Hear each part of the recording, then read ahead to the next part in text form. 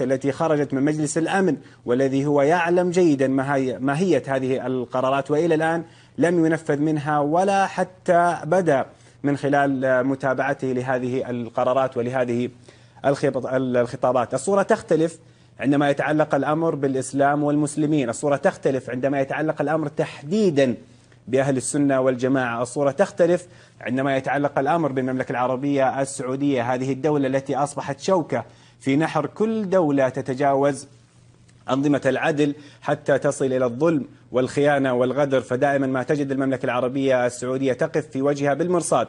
لربما السياسة التي كانت تتخذها المملكة العربية السعودية سياسة الكلمة الطيبة والحكمة والصبر والحلم، أيضا أتوقع أنها بدأت على نهاية حتى تكشر عن أنيابها وتبدأ تحاول من خلال هذه الأنياب أن تعيد العزة والكرامة للدول العربية والإسلامية. ولكن هناك سؤال وتساؤل أخير من بعض الإعلاميين الذين أخذوا هذه التصريحات وبدأوا يحاولون قدر الإمكان أن يجرموا المملكة العربية السعودية. إبراهيم عيسى هذا الإعلام المصري، أو كما يحلو أن يسمونه بأبو الحمالات، ولكم من تفهموا الحمالات كما شئتم وأردتم، ولكن أنا أسميها حمالات الغدر والخيانة والكذب والزور. فهذه الحمالات جعلته ينطق بأن المملكة العربية السعودية تخوض حرب عبثية في اليمن.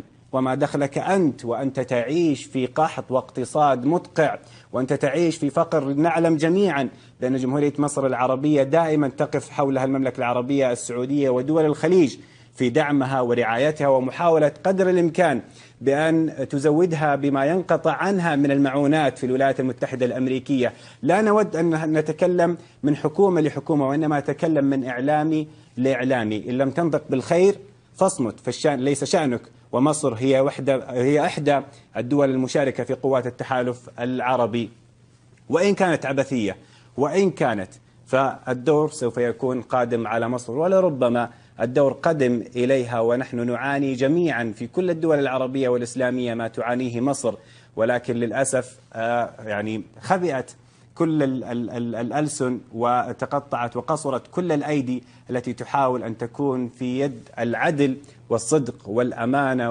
وطول ما كان هناك فرد من الأفراد الذين يعتلون هذه المنابر يحاول قدر الإمكان أن يشق الصف، فلا أتوقع بأن تقوم للعرب قائمة.